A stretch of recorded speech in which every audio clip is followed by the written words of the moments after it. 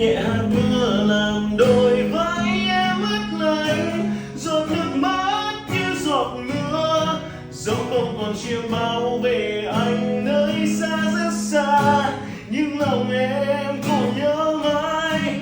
Muốn quên ngày hôm qua làm con tim em héo khô, lời anh nói khi biệt ly, chỉ mong rằng mai đây còn vương hương thơm tình cũ.